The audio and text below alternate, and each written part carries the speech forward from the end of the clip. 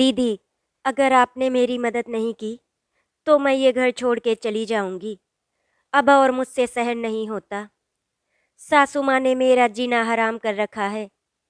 रूपाली ने अपनी ननद दीपिका से सब बताया। भाभी, आप परेशान मत हो, मैं घर आके माँ से बात करती हूँ। दीपिका ने सोच लिया वो अपनी माँ को सबक सिखाएगी। सुबह के 5 बजे थे।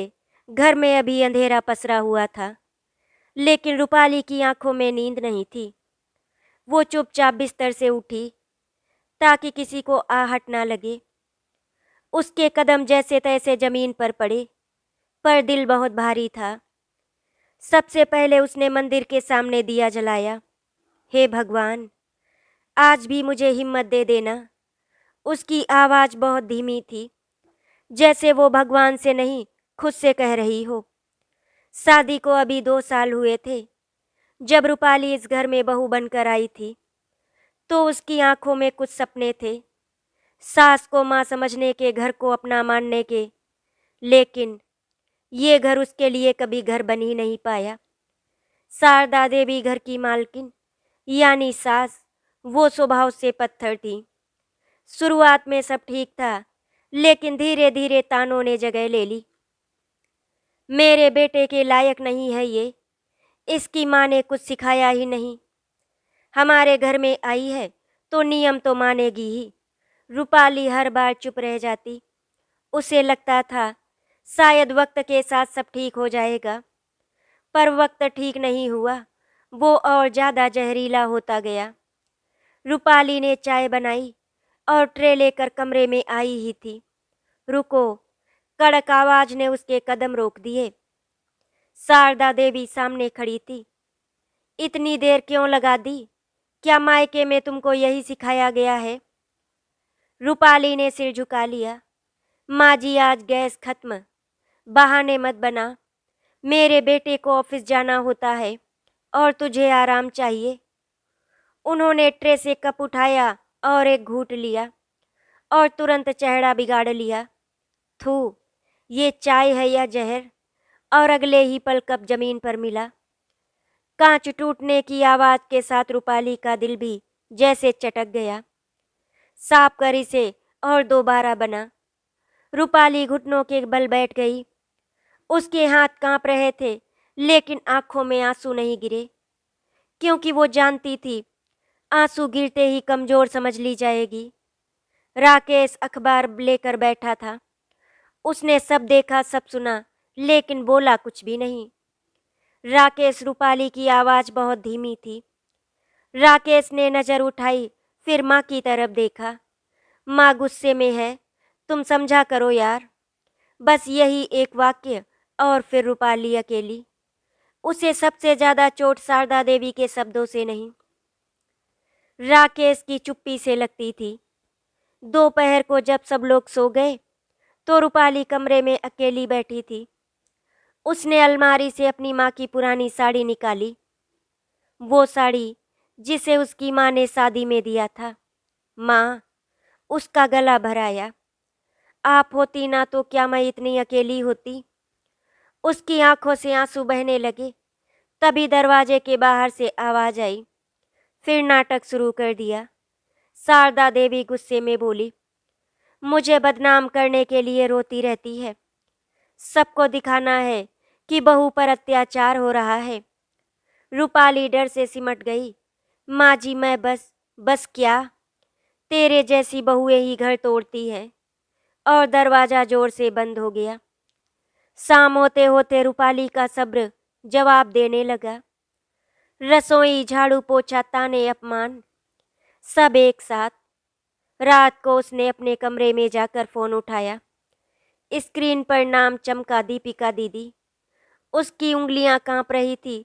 जैसे ही कॉल लगा, दीदी, बस इतना ही कह पाई, और जो बांध अब तक थामा था वो टूट गया। अगर आपने मेरी मदद नहीं की तो मैं ये घर छोड़कर चली जाऊंगी। उसकी सिसकियां तेज हो गई। अब मुझसे सहन नहीं होता दीदी। सासू माँ ने मेरा जीना हराम कर दिया है। फोन के उस पार दीपिका की आंखें भर आई। रूपाली, मैं आ रही हूँ, और उसी पल इस कहानी ने एक नया मोड़ ले लिया। रूपाली की रात बिना नींद के बीती। छत को घूरते हुए वो बस यही सोचती रही, क्या सच में ये घर उसका है या वो सिर्फ एक ऐसी मेहमान है जिसे हर दिन अपमान का घूंट पीना पड़ता है। सुबह की पहली किरण खिड़की से अंदर आई, पर उसके दिल में उजाला नहीं हुआ। बहू शारदा देवी की आवाज फिर गूंजी। रूपाली चौंक कर उठी। नींद अधूरी, शरीर थका हुआ, फिर भी वो रसोई की ओर बढ़ी और बोली, जी माँ जी, आज मेरा व्रत है, घर की साफ सफाई होनी चाहिए, और हाँ, सबके कपड़े भी धो देना। रूपाली ने हिम्मत करके कहा, माँ जी कल रात मेरी तबीयत। फिर बहाने, हमारे जमाने में तो औरतें बुखार में भी काम करती थीं। शब्द ऐसे थे जैसे किसी ने सीधे उसके आत्मसम्मान पर चोट कर दी हो। काम करते करते रूपाली को दीपिका की बातें याद आने लगी। शादी के बाद जब दीपिका मायके आती थी, वही एक थी जो प्यार से पूछती, भाभी सब ठीक है ना? और तब रूपाली झूठी मुस्कान के साथ कह देती, हाँ दीदी, सब अच्छा है। आज उसे अपनी उस चुप्पी पर गुस्सा आ रहा था। दोपहर में राकेश ऑफिस से जल्दी आया। रूपाली के मन में उम्मीद जगी, शायद आज वो बोलेगा, राकेश, माँ जी का व्यवहार। राकेश ने हाथ उठाकर रोक दिया। रूपाली प्लीज, हम माँ को बदल नहीं सकते, तुम ही थोड़ा एडजस्ट कर लो। एडजस्ट, ये शब्द उसकी जिंदगी का सबसे बड़ा बोझ बन चुका था। शाम को पड़ोस की औरतें आईं। शारदा देवी ने सबके सामने कहा, आजकल की बहुएं बस रोना धोना जानती हैं, हमारी बहू भी बहुत नाजुक है। सबकी नजरें रूपाली पर टिक गई। उसके गाल जल उठे। वो रसोई में चली गई ताकि उसके आंसू कोई देख ना सके। रात को रूपाली ने अलमारी खोली, कुछ कपड़े निकाले, अपने प्रमाण पत्र, माँ की तस्वीर। उसके हाथ कांप रहे थे, शायद यही सही है। इस घर में रहकर तो मैं रोज मर रही हूँ। तभी फोन की घंटी बजी। दीपिका का फोन था।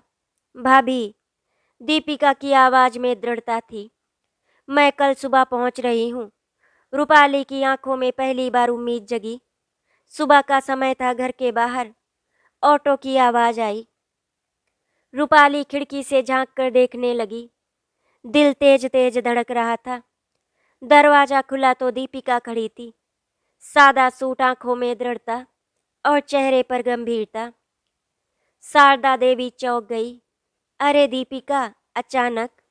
दीपिका ने जूते उतारते हुए कहा, अचानक नहीं माँ, मुझे बुलाया गया है।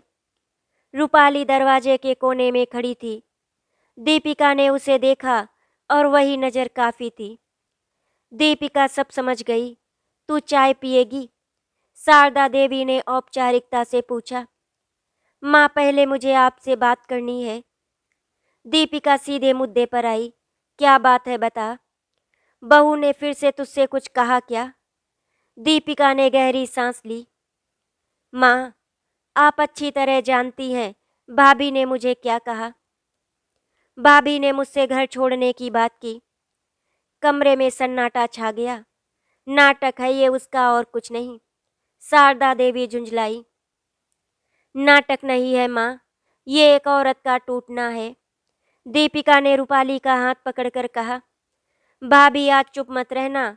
रूपाली की आंखों में डर था, लेकिन आज वो बोलना चाहती थी। माँ जी, मैंने कभी आपके खिलाफ कुछ नहीं कहा, लेकिन रोज का अपमान।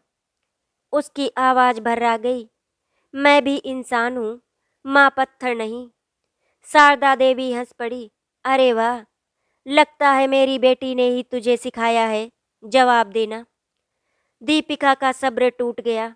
बस माँ, दीपिका की आवाज तेज थी, ये जवाब देना नहीं है, ये भाभी का दर्द बोल रहा है। आपको याद है जब पापा के बाद आप अकेली थी? शारदा देवी चुप हो गई। आप कहती थी औरत को औरत ही समझ सकती है। दीपिका की आंखें नम हो गई। आज आप वही बात क्यों भूल गई? रूपाली की हालत बिगड़ने लगी। वो कुर्सी पर बैठ गई। माँ जी मुझे माफ़ कर दीजिए। उसका सिर चकराने लगा। दीपिका घबरा गई। भाभी क्या हुआ आपको? राकेश दौड़कर आया और बोला, ये क्या हो रहा है? भाई ये सब तुम्हारी चुप्पी की वजह से हुआ है। दीपिका ने पहली बार अपने भाई से इस तरह बात की। शारदा देवी कुछ नहीं बोली। उनका चेहरा सख्त था, लेकिन आंखों में पहली बार उलझन भी थी। रात को घर में अजीब सी खामोशी थी। कोई जीता नहीं था, लेकिन कुछ दरारें जरूर पड़ी थी। रात बहुत भारी थी। घर की सारी बत्तियां बुझ चुकी थी, लेकिन शारदा देवी की आंखों में नींद नहीं थी। दीपिका बालकनी में खड़ी थी। हवा में ठंडक थी, पर उसके मन में आग जल रही थी। कुछ पल बाद शारदा देवी भी बालकनी में आ गई। दोनों के बीच लंबी चुप्पी छा गई। तू मुझे गलत साबित करने आई है? शारदा देवी ने बिना देखे पूछा। दीपिका ने शांति से जवाब दिया, नहीं माँ, मैं आपको टूटने से बचाने आई हूँ। शारदा देवी हंसी। मैं नहीं टूटती बेटा। दीपिका की आवाज नम हो गई। माँ, आप रोज भाभी को तोड़ रही हैं और हर बार थोड़ा थोड़ा खुद भी टूट रही हैं। दीपिका ने धीमे से कहा, माँ जब पापा गुजर गए थे तब। शारदा देवी का चेहरा सख्त हो गया। मत याद दिला मुझे वो सब। उस वक्त आप पर क्या बीती थी, क्या आपको याद है? दीपिका की आवाज कांप रही थी। दादी ने आपको रोज ताने दिए थे, आप रोती थी। ये सुन शारदा देवी की उंगलियां कांप गई। माँ मुझे याद है, आप कहती थी, मैं अपनी बहू को कभी नहीं रुलाऊंगी। एक आंसू उनकी आंख से गिर पड़ा। मैंने सब सहा है, शारदा देवी अचानक चिल्लाई। माँ, तो क्या अब आप ये चाहती हैं कि भाभी भी वही सब सहें? दीपिका ने पूछा। शारदा देवी चुप हो गईं। अब बालकनी में सिर्फ सिसकियों की आवाज थी। अंदर कमरे में रूपाली करवटें बदल रही थी। उसका मन बार बार कह रहा था, अगर कल कुछ नहीं बदला तो मैं चली जाऊंगी। उसने बैग फिर से देखा। दीपिका ने माँ का हाथ थाम लिया। माँ, अगर मैं आपकी बहू होती तो क्या आप मेरे साथ भी यही करती? शारदा देवी ने पहली बार नजर झुका ली। सुबह का सूरज जैसे आज थोड़ी नरमी लेकर उगा था। रूपाली रसोई में थी, पर आज उसके हाथों में वो फुर्ती नहीं थी। रात भर की बेचैनी उसके चेहरे पर साफ झलक रही थी। पीछे से धीमी आवाज आई। बहू। रूपाली चौंक गई और उसका दिल जोर से धड़कने लगा। मुड़ी तो सामने शारदा देवी खड़ी थी। चाय मैं बना लूं? शारदा देवी ने हिचकिचाते हुए कहा। रूपाली को लगा उसने गलत सुना है। माँ जी आप? हाँ बहू, आज तू बैठ जा। रूपाली की आंखों में आंसू भर आए। थोड़ी देर बाद दोनों आमने सामने बैठी थी। शारदा देवी की आवाज कांप रही थी। मैंने तुझे बहुत दुख दिया बहू, शायद इसीलिए, क्योंकि मैं खुद कभी ठीक से जी नहीं पाई। रूपाली कुछ नहीं बोली। उसकी आंखों से लगातार आंसू बह रहे थे। मुझे माफ कर दे अगर हो सके। ये शब्द रूपाली ने कभी सपने में भी नहीं सुने थे। रूपाली उठी और अपने सास के पैर छू लिए। माँ जी बस, आप मुझे अपना समझिए और कुछ नहीं चाहिए मुझे। राकेश दरवाजे पर खड़ा था, सब सुन रहा था। उसकी आंखें नम थी। माँ आपके साथ साथ मैंने भी गलत किया रूपाली के साथ। उसके सम्मान के लिए मैं कभी खड़ा नहीं हुआ। उसने रूपाली की ओर देखा। आज के बाद तुम अकेली नहीं हो। दीपिका सब देख रही थी। उसके चेहरे पर सुकून की मुस्कान थी। घर में एक अजीब सी शांति थी, जैसे लंबे समय बाद किसी ने सांस ली हो। घर की सुबह आज सच में अलग थी। रसोई से चाय की खुशबू आ रही थी, लेकिन तानों की नहीं, ममता की। रूपाली ने देखा। शारदा देवी चाय का कप ट्रे में रख रही थी। माँ जी।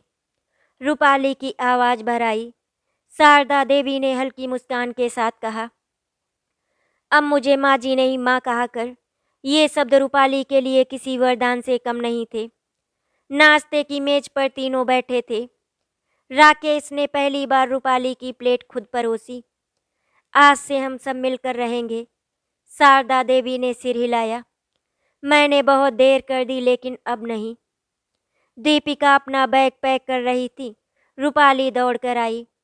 दीदी, अगर आप नहीं आती तो। दीपिका ने उसे गले लगाया। रिश्तों को बचाने के लिए कभी कभी बेटियों को मजबूत बनना पड़ता है। शारदा देवी ने पहली बार दीपिका को कसकर गले लगाया। तूने आज मुझे माँ होने का मतलब याद दिलाया। दरवाजे पर दीपिका खड़ी थी। पीछे से रूपाली की आवाज आई, दीदी, अब ये घर सच में मेरा घर है। दीपिका मुस्कुराई। ऑटो चल पड़ा। घर के अंदर एक नई जिंदगी शुरू हो चुकी थी, जहां अहंकार हार गया था और प्यार जीत गया था। आज शारदा देवी के चेहरे पर जो कठोरता दिखती थी, वो जन्म से नहीं थी। एक समय था जब शारदा भी बहुत कोमल, बहुत डरपोक और सपने देखने वाली लड़की हुआ करती थी। शारदा जी एक साधारण से गांव में पली बड़ी थी। उनके पिता किसान थे और माँ बेहद सीधी सादी। घर में गरीबी थी पर प्यार की कमी नहीं थी। माँ अक्सर कहती थी, बेटी शादी के बाद सब सह लेना पर घर मत तोड़ना। यही सीख शारदा के मन में गहरे बैठ गई। शादी के बाद शारदा जिस घर में आई वो बड़ा था, पर दिल से नहीं। उनकी सास कमला देवी बहुत कठोर थी। पहले ही दिन तंज कस दिया, लड़की तो ठीक ठाक है पर देखो निभा पाएगी या नहीं। शारदा जी मुस्कुरा दी थी। उन्होंने सोचा था वक्त के साथ सब ठीक हो जाएगा, लेकिन वक्त ने उनको ही तोड़ना शुरू कर दिया। सुबह देर से उठी तो ताना, खाने में नमक कम हुआ तो अपमान, और अगर बीमार पड़ गई तो बहू आई है या बोझ। पति शुरू में तो ठीक थे लेकिन धीरे धीरे माँ के सामने चुप रहने लगे। शारदा अकेली थी, पूरे घर में कोई उसका नहीं था। जब शारदा माँ बनी तो उसने सोचा अब तो सब बदल जाएगा, लेकिन नहीं। कमला देवी ने कहा, बच्चे को बिगाड़ मत देना, तेरी परवरिश पर भरोसा नहीं मुझे। शारदा रात रात भर रोती रहती, अपने बच्चे राकेश और दीपिका को सीने से लगाकर। सबसे बड़ा झटका तब लगा जब शारदा के पति अचानक चल बसे। पूरा घर जैसे उसके खिलाफ हो गया। कमला देवी के शब्द आज भी शारदा के कानों में गूंजते थे, अब तो इसे और सहना पड़ेगा। औरत बिना पति के क्या होती है। शारदा ने उसी दिन खुद से एक वादा किया, अब मैं कभी कमजोर नहीं बनूंगी। उसने आंसू पोंछ लिए, भावनाएं दबा ली। घर को संभालने के लिए वो सख्त बनती चली गई। धीरे धीरे उसे लगने लगा, अगर औरत नरम होगी तो कुचल दी जाएगी, और वही सोच उसकी आदत बन गई। जब रूपाली इस घर में आई तो शारदा देवी ने उसमें अपना पुराना रूप देखा। डरी हुई, चुप रहने वाली, सब सहने वाली। लेकिन दया के बजाय उसके मन में एक अजीब सा डर पैदा हुआ, अगर ये मजबूत बन गई तो मेरी तरह टूटेगी नहीं। और वही डर जुल्म बन गया। जब दीपिका ने माँ से पूछा, अगर मैं आपकी बहू होती तो क्या आप मेरे साथ भी यही करती? तब शारदा देवी को अपना अतीत एक एक करके याद आने लगा। कमला देवी का चेहरा, अपने आंसू, अपनी बेबसी, और उन्हें एहसास हुआ वो वही बन चुकी थी जिससे वो कभी नफरत करती थी। आज शारदा देवी रूपाली के सिर पर हाथ रखती हैं तो वो सिर्फ बहू नहीं, अपने टूटे हुए अतीत को सहला रही थी। अब वो जान चुकी थी दर्द सहना मजबूरी हो सकती है, लेकिन दर्द देना कभी संस्कार नहीं होता। शारदा देवी की बेटी दीपिका पढ़ी लिखी, समझदार और आत्मसम्मान से भरी लड़की थी। उसकी शादी रोहन से हुई थी। शांत, कम बोलने वाला इंसान था। शादी के समय शारदा देवी ने कहा था, मेरी बेटी कहीं भी जाए मेरा सिर ऊंचा रखे। लेकिन किसे पता था कि वही बेटी एक दिन अपने ही ससुराल में खुद को खोती चली जाएगी। ससुराल बड़ा था पर सोच छोटी थी। सास मीनाक्षी देवी बाहर से बहुत मीठी, लेकिन अंदर से बेहद चालाक थी। पहले दिन ही कह दिया, यहाँ बेटी नहीं बहू बनकर रहना। दीपिका ने मुस्कुराकर सब स्वीकार कर लिया था। उसने सोचा समय लगेगा पर रिश्ता बन जाएगा। कुछ ही महीनों में तानों ने जगह बना ली। ज़्यादा पढ़ाई लिखाई ठीक नहीं, लड़कियां घर से बाहर जाकर बिगड़ जाती हैं। दीपिका पर नौकरी छोड़ने का दबाव डाला गया। रोहन भी चुप था, वही चुप्पी जो राकेश की थी। इतिहास खुद को दोहरा रहा था।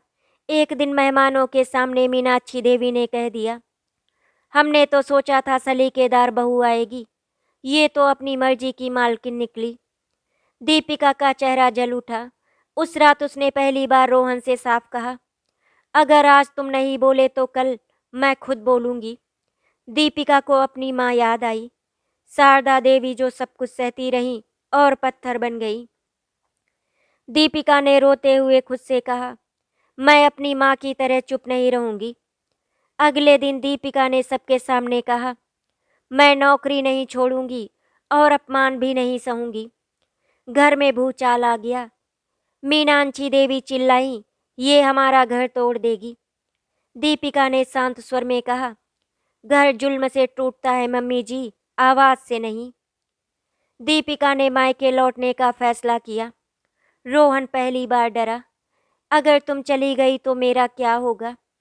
दीपिका ने जवाब दिया, तो तुम तय कर लेना कि पति बनना है या माँ का बेटा। कई दिनों बाद रोहन बदला। उसने माँ के सामने कहा, अगर दीपिका नहीं तो मैं भी नहीं। वो दोनों घर से बाहर निकल गए। अलग घर, छोटा सा संसार। संघर्ष बहुत था पर सम्मान भी था। दीपिका ने वही सीखा, चुप रहकर रिश्ते नहीं बचते, सही समय पर आवाज उठाने से बचते हैं। यही वजह थी जब रूपाली ने फोन पर कहा, दीदी अब मुझसे सहन नहीं होता, तो दीपिका समझ गई थी, क्योंकि वो खुद उस दर्द से गुजर चुकी थी। और तभी उसने ठान लिया, अगर मैं चुप रही तो इतिहास फिर दोहराया जाएगा।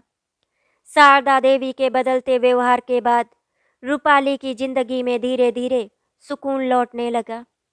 अब ताने नहीं थे, आदेश नहीं थे, बल्कि पूछना था, थक तो नहीं गई बहू, थोड़ा आराम कर ले। रूपाली हर बार चौंक जाती, उसे लगता क्या ये वही घर है। एक सुबह रूपाली को चक्कर आया। शारदा देवी घबरा गई। डॉक्टर की रिपोर्ट आई, बधाई हो आप माँ बनने वाली हैं। रूपाली की आंखें भर आई, लेकिन इस बार डर नहीं था, एक अनकही खुशी थी। शारदा देवी ने उसके सिर पर हाथ रखा, इस बार मैं तेरी सास नहीं माँ बनूंगी। माँ बनने की खुशी के साथ रूपाली के मन में डर भी था, कहीं सब फिर से ना बदल जाए। लेकिन हर बार शारदा देवी उसका हाथ थाम लेती, जो मैंने सहा वो तुझे नहीं सहने दूंगी। ये शब्द रूपाली के लिए सबसे बड़े भरोसे के थे। रूपाली सिलाई जानती थी, पहले उसे कहा गया, बहुएं ये सब नहीं करती। अब वही शारदा देवी बोली, अपने हुनर को दबाना पाप है। घर में छोटी सी सिलाई मशीन आई। धीरे धीरे पड़ोस की औरतें रूपाली के पास आने लगी और फिर रूपाली डिजाइन्स नाम से उसका छोटा सा काम शुरू हुआ।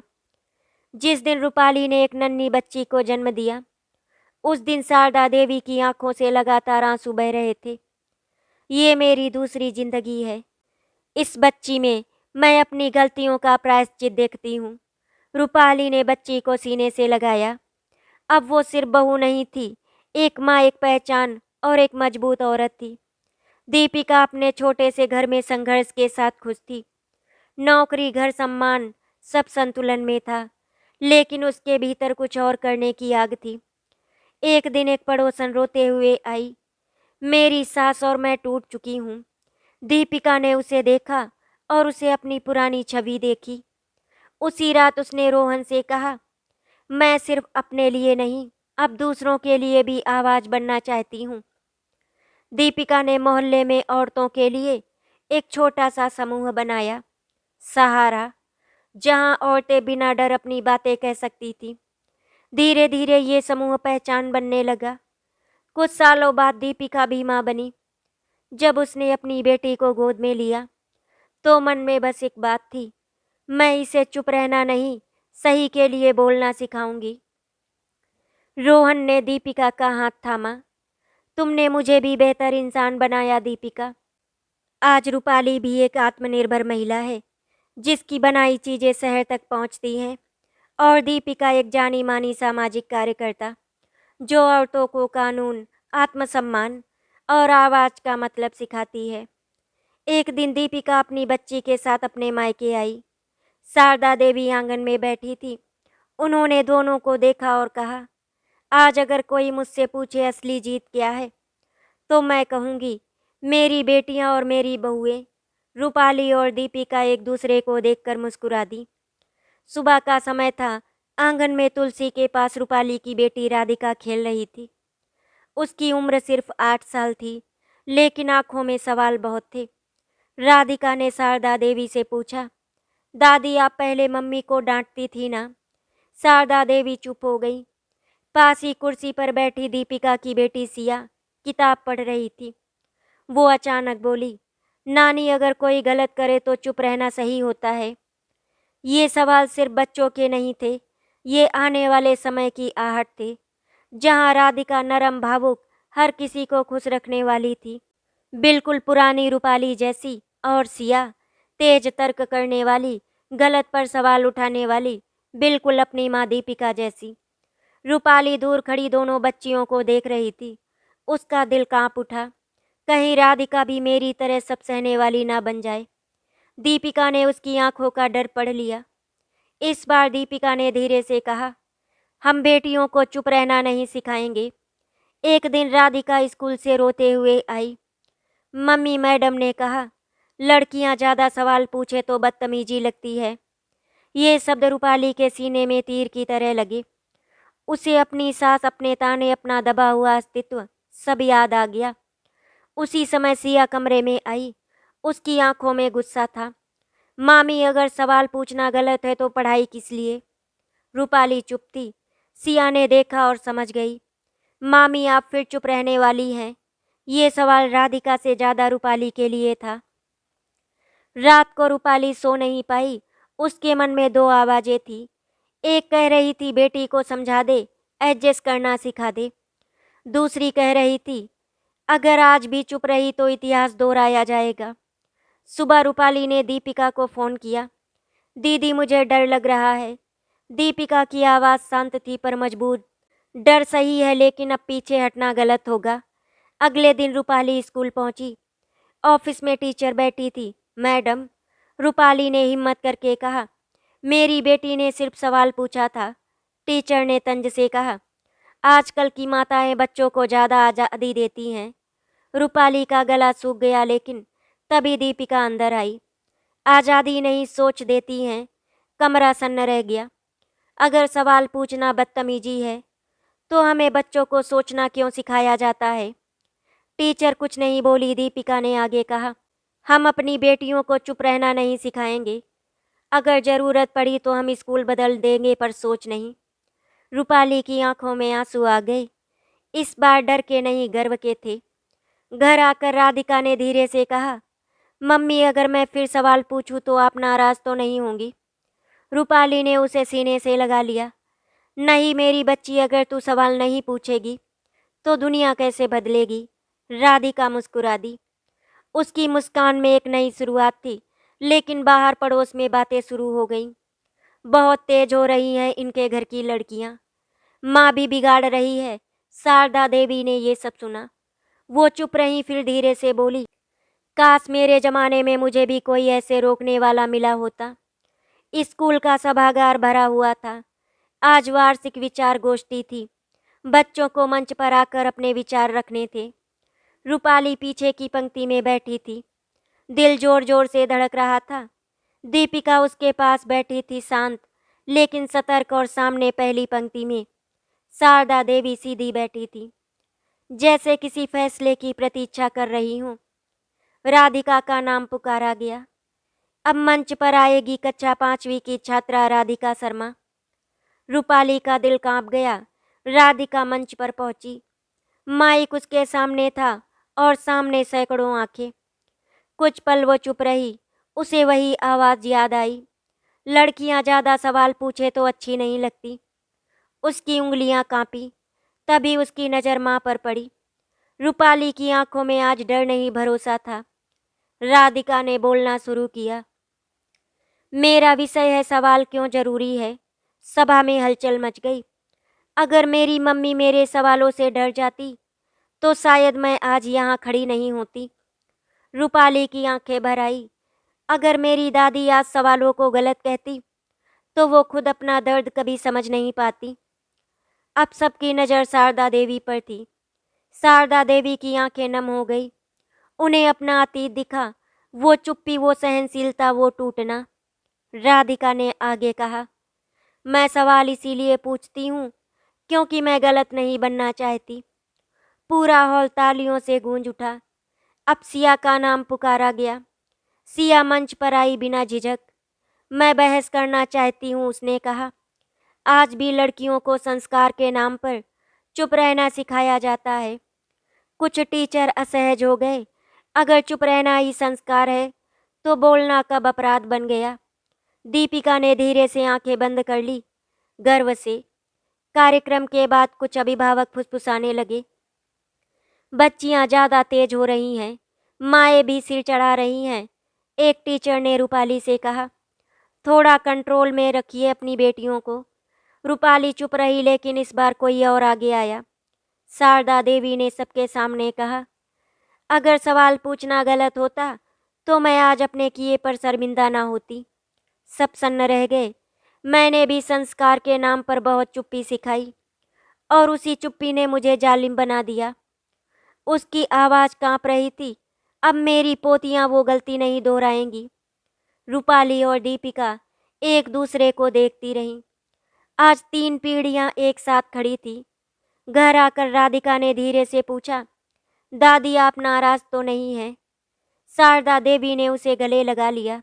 नहीं, आज पहली बार मुझे गर्व हुआ कि मेरी पोती मुझसे ज़्यादा बहादुर है। सभागार की तालियां अब बीते हुए कल की बात हो चुकी थी। आज हवा में फुसफुसाहट नहीं, खुला विरोध था। रूपाली और दीपिका को स्कूल से बुलावा आया। प्रिंसिपल के कमरे में अजीब सी ठंडक थी। आपकी बेटियां बहुत तेज सवाल कर रही हैं, प्रिंसिपल ने औपचारिक लहजे में कहा। दीपिका ने सीधे पूछा, तेज या सच? प्रिंसिपल ने चश्मा ठीक किया। स्कूल की एक मर्यादा होती है, बच्चों को ज़्यादा स्वतंत्र नहीं छोड़ा जा सकता। रूपाली की उंगलियां कांप गई। तो क्या सोचना भी मर्यादा तोड़ना है? उसने धीमे से पूछा। कमरे में सन्नाटा छा गया। प्रिंसिपल ने कहा, या तो आप बच्चियों को कंट्रोल करें या हमें कठोर कदम उठाने पड़ेंगे। ये शब्द किसी धमकी से कम नहीं थे। रूपाली को अपना पुराना डर फिर से घेरने लगा। दीपिका ने उसका हाथ थाम लिया। शाम होते ही मोहल्ले में बातें फैल गईं। बच्चियां बिगड़ रही हैं, माओं को अक्ल नहीं। कुछ रिश्तेदार भी आ पहुंचे। लड़कियों को इतनी छूट ठीक नहीं, एक बुआ बोली। रूपाली चुप रही, लेकिन शारदा देवी आगे आईं। आप सबको लगता है लड़कियां बिगड़ रही हैं? शारदा देवी की आवाज़ भारी थी। तो सुन लीजिए, मैंने पूरी जिंदगी चुप रहकर गुजारी और उसी चुप्पी ने मुझे कठोर बना दिया। सबकी नज़रें झुक गईं।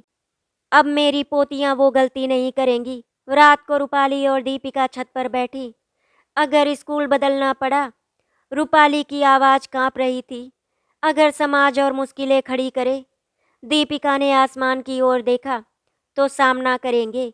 हमने सहा ताकि हमारी बेटियां ना सहे। राधिका और सिया पीछे से सुन रही थी।